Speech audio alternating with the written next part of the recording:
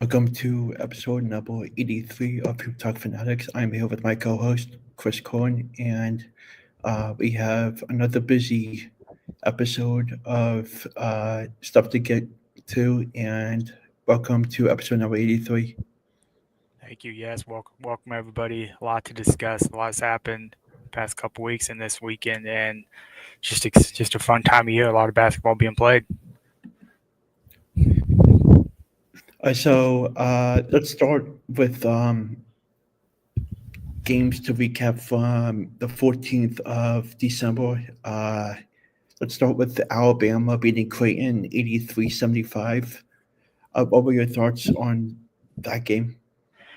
Definitely just impressed by Alabama. This was, I believe, it was Creighton's first game since losing Pop Mhm. Isaacs for the season, if I remember right. Maybe they played one before that, but I I think that's either way. It's a little adjustment for them. And if you followed Creighton much this season, you know that it's kind of been a roller coaster up and down with how they've played so far. Um, Non-conference in November they had I don't remember what this tournament's called. That I think it's a players NIL era, whatever the tournament in Vegas. They struggled in that a little bit. They lost a game before that as well. They've been up and down, but then they looked really good against Kansas and still did some good things against Alabama. Replacing Isaac scoring on the perimeter isn't going to be easy for them. But on the flip side, I think Bama's done some good things as well. Good win for them. But I like where both these teams are headed into the stretch run. Get ready for conference play. Some conference games for both these teams coming up soon, so be some really good tests for them moving forward. I would really like to have Stephen Ashworth played in that game. He uh, he hit a big 3-pointer to give the Creighton team the win, and Ryan Kalkbrenner played well also. Uh, and Alabama put 5 points to open the second half, and that was a big momentum shift for them. Yeah, I like how you shout out Kalkbrenner, and he's so good like defensively. He's getting continuing to get better offensively. I think he's one Big East team to play the a couple years in a row now. I may be wrong on that.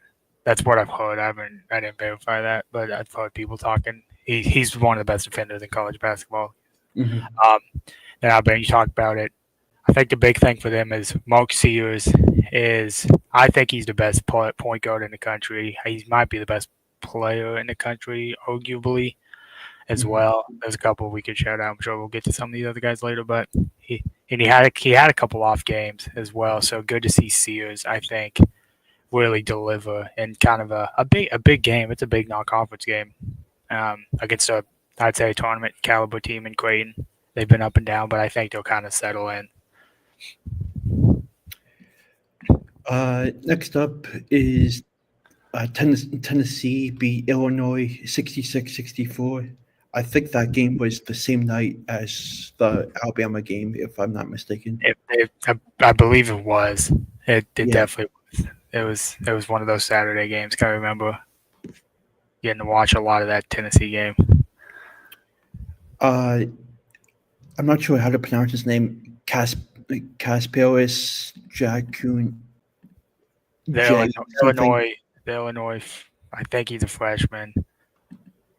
He Wait, he surpassed he's had some big games recently.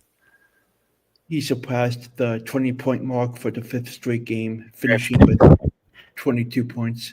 I was just checking the box score because I was like, it feels like he's had 20 every game I've watched recently. Yeah, 5. He's been really good shooting the ball, but I think he's done some good things like attacking and I mean he took 14 free throws against Tennessee. Like Tennessee's gonna be physical with you, but like him showing he can put it on the put the ball on the floor, attack a little bit more is really big because Mhm. I think Illinois, they have some good guard play. I like Kylan Boswell, but from some of these other guys, secondary ball handlers who create and can attack a little bit. And I think it's going to be big for this team. And I think they've done that. And his play. I'm not going to try to butcher the pronunciation either, but number 32 for Illinois. He has had a huge start to season. I think his play is one of the bigger storylines in the country because I didn't know about him before. I think most people didn't either, or at least not on the national stage or whatever in like a big way. And like his play has just been sensational. I was there because they played Arkansas Thanksgiving. This might have been when he started this 5-game streak or something of 20-point games because he definitely had 20 in that game. When I was there, he made big shot after big shot, and he's the reason I felt like Illinois had a chance to win this game. Some other guys did some good things, but I mean, no one else made more than a couple shots. I mean, he only shot 5 for 15 as well. Like Tennessee makes it so difficult on you to score and play efficient offensive basketball. So like he had to work hard for those 22 points that he got. A lot of free throws and just tough shots that he had to make to get to those numbers. I mean, he did have 7 turnovers as well. So it's something that it's still good. I still think it's good to see him being aggressive, trying to make those plays because they need him to do that. So some of those numbers can kind of – I don't remember exactly all the turnovers he had. So, like, some of those are just going to be inflated stats. But in December, obviously you can't turn it over that much in some big games. But you want to see him be aggressive, especially when you don't have guys – you don't have shot creators on that team. Like, they didn't have many guys besides him. I mean, he was 5 for 15. No one else made more than 2 shots, I think, or 3 shots. 2 or 3 shots. Like, guys just weren't making shots. And that credit goes to Tennessee for every doesn't matter any season, any way they have it. They get after you defensively and they just make it so tough. And they're okay with sending you the free throw line a lot because they know you're just going to be in no offensive rhythm when you play them. I saw the game had 14 ties and 13 lead changes. Believe it. It was a lot late as well. I was yeah, I forget if I watched the game or not, but that game was definitely a good one. It was a fun one because we definitely texted about Jordan Gainey had he took it full court with like 5 seconds on the layup to win it. Mm-hmm. That was the one because I forgot how Illinois had tied it. It might have been a free throw with like 5 seconds or a quick basket or something, and then they did a quick inbound play. They didn't call timeout. I remember because Gainey inbounded it. They gave right back to him, and then he had enough time to go all the way to the rim. And he had a big game. He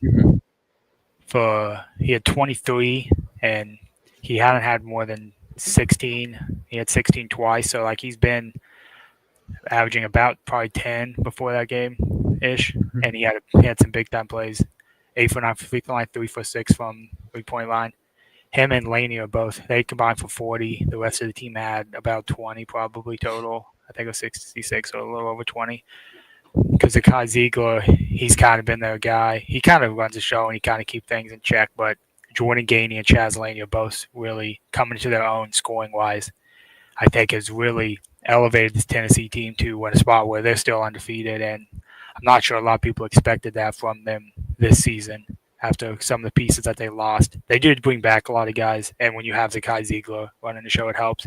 But I think Lanier and Gainey, the way they've kind of complemented him in the backcourt, like and being a scorer for them, it's a big thing for this offense.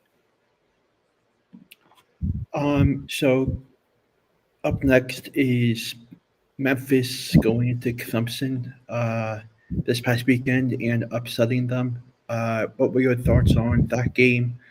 And what do you think about Ian Shufflin having a big impact for Clemson? Yeah, I was able to watch most of this game actually, and it was a fun one. A little bit slow start for Clemson. It was a weird atmosphere. These Christmas games or Christmas break games are always interesting. What kind of atmosphere you're going to get from an arena. And they brought like all the elementary school kids, but they showed up like 8 minutes late. So the building was just empty for the first until the first TV timeout. It's pretty funny seeing like 1,000 just 5-year-olds walk into the arena. It felt like it was like a field day game. It was. with, It was so funny. with like kids from different schools coming into it. It's funny seeing atmospheres like that because those kids are just screaming for 2 hours straight. They don't even care. But like there was some really good play by both teams. Tyrese Hunter I thought was really good. The guards for Memphis were big time. Hunter Haggerty made some big plays still. He wasn't as involved scoring wise because Hunter and Rogers they 23 for Hunter, 22 for Kobe Rogers. So they kind of scoring wise did a lot of good things for Memphis. And they really need it because Clemson kind of bounced back. They battled. Clemson had that game where they probably should have been able to find a way to win in regulation. Really disappointed with how they ended. Some sloppiness on both sides of the ball, some turnovers. And then when they had the ball tie game with 25 seconds left, or 20 seconds left, they didn't call timeout. And then Chase Hunter takes a contested 30-footer. He's just dribbling around. That was kind of frustrating, especially when you have timeouts. I guess I'm not even like you don't need to call timeouts in some situations, but when you have a veteran guard. I don't know exactly how long he's been. He's been at Clemson for a couple of years, and he's a veteran. That team's full of vets, and like in a late game scenario, when the timeout's not called, they've got to be able to get something better than they did. But still, a lot of good things. You talked about Shefflin. He's really good stabilizing in the offense. He did some good things, scoring the ball in the middle of the paint. Lakin, the other big, did some really good things. Those two kind of had their way a little bit in some stretches for Clemson, doing what they wanted. And Chase Hunter and the Hunters made some big shots. It was just a back and forth. Just a really good basketball game. I don't think there's anything too drastic to say about either team. From Memphis' perspective, it is really good to see them bounce back because they lost to Arkansas State during the week, and they've been up and down a little bit. But Memphis has played a tough non-conference schedule, and they've beaten a lot of really good teams. So seeing them bounce back by beating a really good Clemson team on the road, a Clemson team that's been really good this season. I don't remember who their first loss was to, but I know they beat Kentucky already. So Clemson's kind of proven themselves a little bit too. So that was just a fun basketball game. And I think both teams are going to be in a spot where they can rattle off a lot of wins in conference play.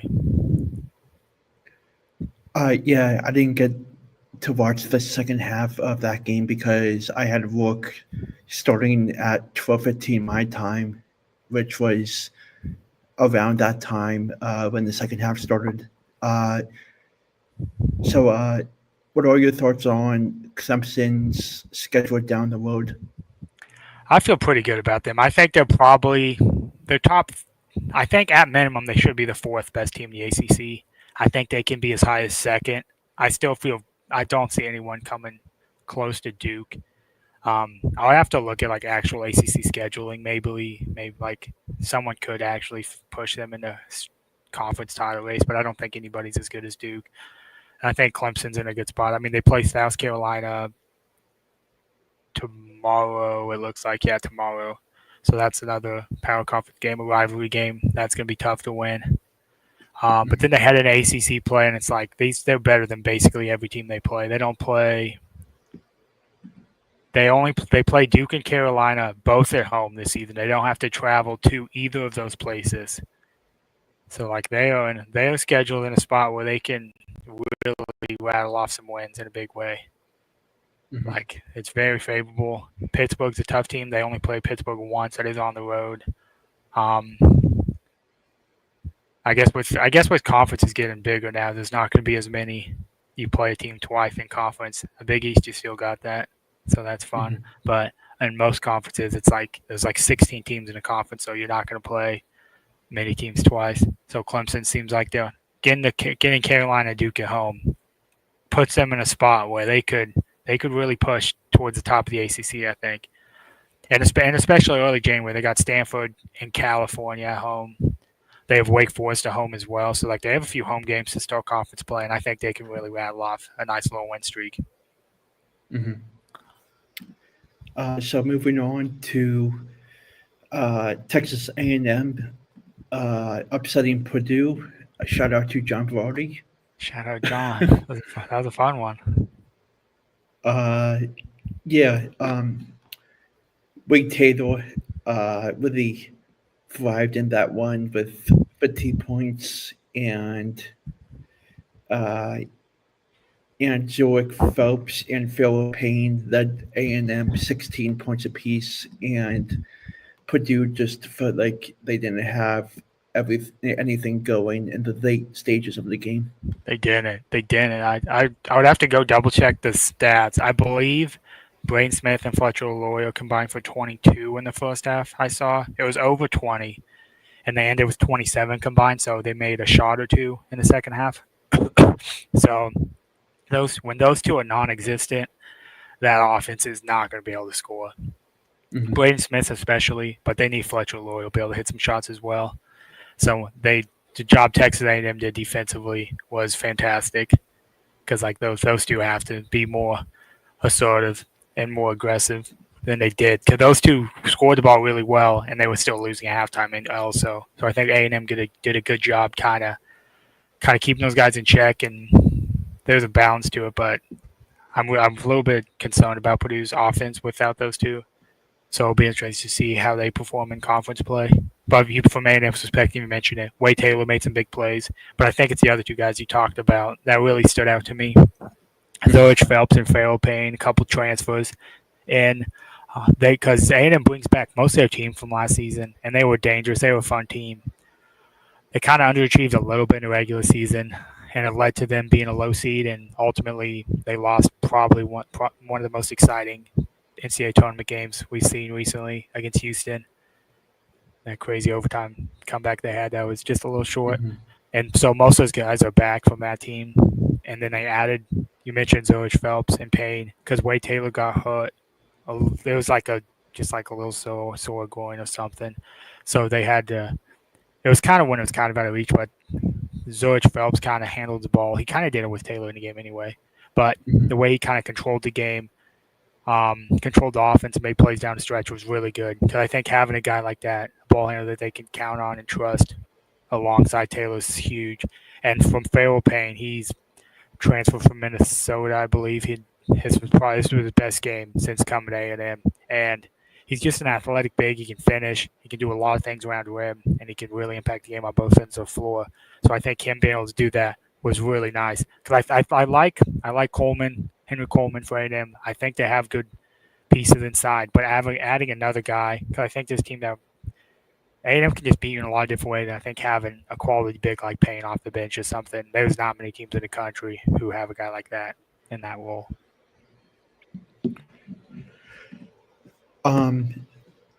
I also wrote down Texas A&M hit 6 of 12 first half 3-point tries and were 8 of 10 from the line to gain the 3-point advantage. Nice. Yeah, they definitely didn't hit as many in the second half. I believe I probably started watching the second half. Like I don't remember Taylor didn't. I don't know if he made any threes when I was watching. They didn't really shoot that many. They didn't shoot a lot. They have a lot of good shooters, but they kind of did a good job, I think, attacking the basket.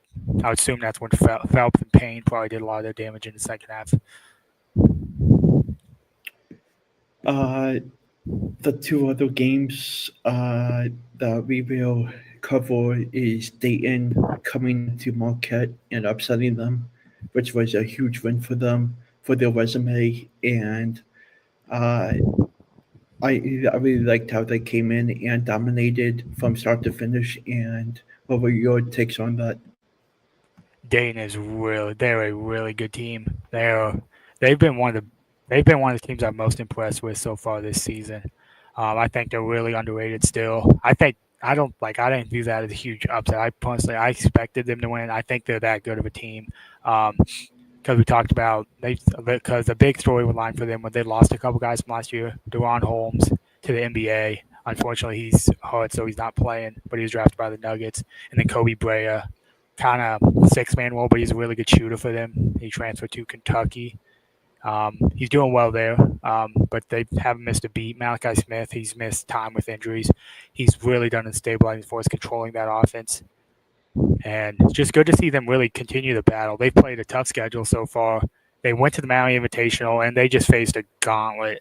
They lost to North Carolina and Iowa State in just absolute heartbreak fashion the first two rounds. And then they came back and just beat the crap out of UConn. in the seventh place game between UConn and Dayton was crazy, but because I thought that had a championship game atmosphere. Both teams have been phenomenal since the Maui Invitational too, and just crazy game. And they really did a good job controlling the game against Marquette because they were down double digits. They kind of dominated the second half. And I think the way they can defend, because outside of the backcourt from Marquette, it was really kind of shaky, and they just got it from everybody. Malachi Smith only had 6 points. He had 11 assists. And all the other four starters all had double digits, 12, 14, 15, 15. Everyone chipped in. They did their job. And Anthony Grant's one of the best coaches in college basketball. So really excited to see what they can do in the A10. I think they're going to win a lot of basketball games and be a very high seed in the NCAA tournament. I saw Dayton outscored Marquette by 18 in the second half and shot 55.6%. And they had a 5-0 run in the last 1 minute 15 seconds to seal the game. Yeah, they made some big plays in the second half, so it's really good to see them do that. Big run for them. So lastly, we'll reach on the UConn Gonzaga game. What were your takes on that one? Oh yeah, UConn's just really settled in. It's a tough place to play. UConn was, I think they're that Madison Square Garden actually. Still, I mean, in New York, they kind of have more of the home fans anyway, the home vibe. Liam McNeely, I think, has been kind of the big storyline since the Maui Invitational. I think he's kind of really established himself as their kind of go-to guy in a lot of big moments. And he just, filling up the stat sheet, he had 26, shot 12 free throws. He's really coming into his own. And this team's getting a lot better. And I just think they're in a really good spot. UConn is heading to Big East play. Maui Invitational was a disaster. And they still have some flaws, but this team's really good. And they just know how to play. And some of the hate after Maui Invitational was a little overhyped. But I think Liam McNeely, legitimate guy. DR is good. Samson Johnson injury, I haven't checked to see what his status is. I don't think it was serious, but he could miss a little bit of time, I think. I'd have to double check. But with Caleb Bay and McNeely, I like those forwards they have, and I think they're going to be in a really good spot to just keep playing good basketball. And they did that against Gonzaga. And from the Gonzaga side, I still feel really good about them. I think they're one of the best teams in the country, and some little minor things, but I think they're going to do fine moving forward.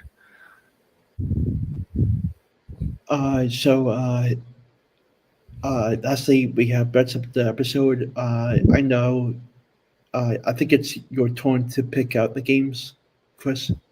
All right, sweet. I got you. Let's take a look.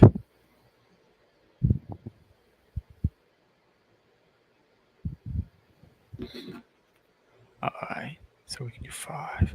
Let me see. Okay, there's some decent games this week, actually. I was like, there should be a few good ones. That's why I'm going to miss one. Let's look at it a little bit. Oh, shoot. Okay. All right, so all right, so we just go game by game, honestly. Okay. Oh, are you going to type them down? Yeah. Okay, so Saturday, we got Wait, before you start, is every game you're picking Saturday? No. Okay. So I'm going back. I want to these are the biggest games. Okay. Oh, this is the biggest game. So I just looked ahead, and I'm probably going to go backwards. I'm going to do it weirdly. Okay. So I make sure I don't miss any of the best ones. But Purdue Auburn is on Saturday.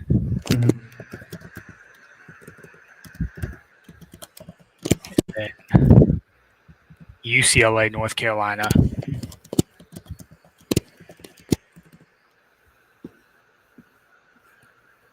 Mississippi State, Memphis.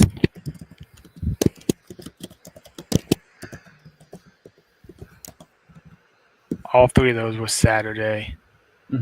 And then Wednesday, we have Michigan, Oklahoma.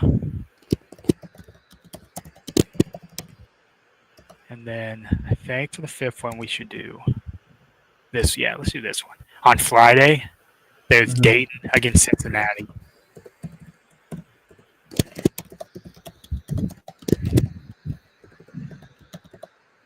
Okay. I think they are all neutral site games, except Dayton's at Cincinnati, I believe. I think the rest are neutral site. Memphis is at home. So Cincinnati's home, Memphis is home. And then, yeah, so those other three are neutral site games, just for picking purposes. Auburn might be in Alabama, though, so probably pretty big home court advantage for them. But I assume spoiler alert, we're probably both picking Auburn anyway, no matter where they play, because that team's nasty. Sweet. So, yeah, that's a good 5. It's a lot better games this week than I thought. I keep forgetting how many – does the Big East probably definitely plays 20 conference games, don't they? Or do they play 19? There's a lot of Big East games this week. Yeah, there's a couple tomorrow night. Yeah, they do 20 conference games in that league. I guess they have 11, so they do everyone twice. That's pretty fun. There's actually there's 2 Big East games tomorrow. Yeah, there's a couple Wednesday, and then they play 2 games, conference games before Christmas. Good ones too. ACC does some games too. Oh, Friday is also St. John's Providence. Nice. Yes. Oh, I saw that they would hype that up on whatever football game I was watching. I think that's on Fox. It might be a Fox Sports 1 game. It's on Fox. Yeah, I was like when I was watching NFL on Fox yesterday. They were hyping that Friday night. Sweet. I can go ahead and do my picks. Go for it. Okay. So I'm going to go with Auburn over Purdue, UCLA over UNC, Memphis over Mississippi State, Oklahoma over Michigan, and Dayton over Cincinnati. Did you say Oklahoma over Michigan? Yeah. Dayton over Cincinnati. Okay. All right. I will also have Auburn over Purdue. Auburn's just so nasty. Yeah. They've been so good. I forgot. Oh, yeah, they lost at Duke, but they've been so good. I've watched them a few times. I mean, I watched a little bit Saturday, but they were up 40, so it's like, how much do I want to actually watch when those other close games on? They dominated Ohio State. I watched a little bit because it was on before KU, though, but they were so good. Auburn's going to beat Purdue. They're not losing that game. I'm going to go UNC over North Carolina. I'm going to go Mississippi State. I think you just said UNC over North Carolina. I did. I'm going UNC over UCLA. I said North Carolina like 5 times. I just kept saying. I think I repeated myself too. I think UCLA is on a 6-game winning streak. UCLA has been a lot better. I haven't got to watch them. I don't know if I've watched them at all actually. But it sounds like they're doing. They've been pretty good. So this should be a good game. And North Carolina, part of this, I really liked how North Carolina played when they came down on Fieldhouse. Yeah. Start early in the season. I mean, that was a month ago. And I'm like, they fell behind by like 25, so like they kind of sucked. But their guards. So I really like their guards. Cadeau, Davis. I'm blanking on the third guy. Trimble. They were fantastic. They were just dynamic. It was just tough to defend. And I like I don't know. I like North Carolina. That'll be a fun game though. And then I'm going Mississippi State over Memphis. I'm going to go Michigan over Oklahoma. And then I'm going to go Dayton over Cincy. So the only 2 we have different is Memphis, Mississippi State, and Michigan, Oklahoma. Yeah. Oh, did you pick UCLA or North Carolina? I picked. Oh yeah. So we also have different. Yeah. So we got a few different ones. So, it'll be interesting. And then we got a really good college basketball slate this week. I'm excited. Starting tomorrow. Yeah. I don't think there's anything tonight. Oh yeah, there's nothing tonight. But yeah, tomorrow Please win tomorrow, Villanova. they better. It's at home. They've got to be a big favorite. I'm feeling Eric Dixon with another 25+ performance. He's done like every game this season. Seems like a safe bet. Yeah, I saw he's leading the country in scoring, yeah. that's just crazy to me. Like he's really good, but a big guy in the Big East should not be leading the country in scoring. But he's so His PBG is like 26.5. It's actually crazy. Efficiency, Yeah. shooting. I don't know how long he'll stick as a 50% 3-point shooter, but if he does, ooh, it's nasty. He's a really good shooter though. He's got a lot better. Yeah. Yeah, his arc is really awesome to watch. Dude, Seton is not good though, so they better win. I can't believe they came close to pulling it out against Rutgers. They did. Rutgers. I love watching Rutgers play, but they are not. I was hoping they'd be better. Mm-hmm. I just like Dylan Harper and Bailey. Yeah. They've been a lot of close games, a lot of fun games this season. Did you see who made the trip to that game? They're not. Oh, the Seton game, Rutgers. Yeah. I saw Frank the Tank were there. And I don't know. Missing two. Who? Meek Mill and Michael Rubin. Really? That's funny. They took an helicopter to Rutgers. Really? That's crazy. Yeah. Those guys they landed on a field by the stadium. That's crazy. Yeah. It's kind of funny though. Oh, but yeah, the Big East is going to be interesting. It's just going to be. I don't know. So, I keep forgetting Rutgers isn't in the Big East, the Big Ten. So you'll be at the Drake game tomorrow? Yeah, Kansas State against Drake. I bet Drake's probably favored. They might not be since it's kind of a road game, but Where's that game being played at? it's in Kansas City. Oh, Kansas City. I definitely expect Drake to win. I wonder if K-State's actually favored or not. They're probably not. But either way, it's probably pretty even. Drake's undefeated, so that'll be fun. Hopefully they can keep going. It's a fun story because their coach and their players are from a local college, local D2 school. They all transferred up. You'll have to let me know how the Drake game goes on the 29th since I'll be at the Eagles game. The 29th. Who do they play the 29th? Belmont. Belmont's a good game. That'll be a good game. Belmont. I assume Belmont's typical Belmont. I haven't watched them this season, but every year they're just good. And sometimes they get to tournament. I'll be in the building at the link that day. Who do they play? The Cowboys. Let's go. I'll be at the Chiefs game Saturday. Nice. Should be fun. It's the late game, 4:25. Nice. Yeah, they should be fine then.